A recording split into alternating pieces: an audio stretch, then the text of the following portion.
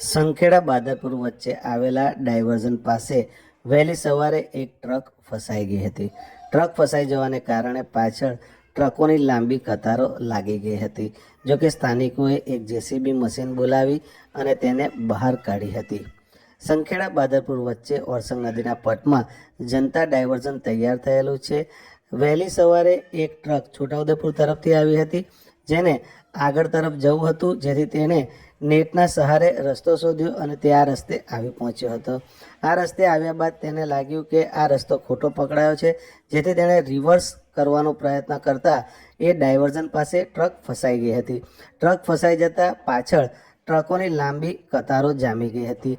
આ બાબતની જાણ આસપાસના લોકોને થતાં અત્રે સૌ દોડી આવ્યા હતા. ફસાયેલી ટ્રકને કેવી રીતે બહાર કાઢવી તેની મથામણ કરી હતી. જોકે આખરે એક જેસીબી મશીન બોલાવવામાં આવ્યું હતું. જેસીબી મશીનને બોલાવી તેની સાથે આ ટ્રકને પટ્ટા વડે બાંધી અને બહાર ખેંચવાનો પ્રયાસ કરાયો હતો. આ પ્રયાસ સફળ રહ્યો હતો. ટ્રક આખરે ડાયવર્ઝનમાં ફસાઈ હતી તેમાંથી બહાર નીકળી ગઈ હતી. ટ્રક બહાર નીકળતા સૌને હાશકારો થયો હતો અને ડાયવર્ઝન ઉપર ફસાયેલી ટ્રકો સરળતાથી અવર જવર કરી શકી હતી. આ અંગે ટ્રક ચાલકે પોતાની પ્રતિક્રિયા આપતા જણાવ્યું હતું કે फंस गए यहाँ पर। कहाँ से आया था, क्या लेके जा रहा है? छोटा उदयपुर से ले रहा है, मक्का भर के जा रहा हूँ वहाँ अपना बाउला, और पूछा किसी से तो बोल रास्ता बता, नेट पे देखा, नेट वाला रास्ता यही बता रहा था। नेट वाला रास्ता। हाँ, और कितने बजे फंसे यहाँ पर? 4 बजे।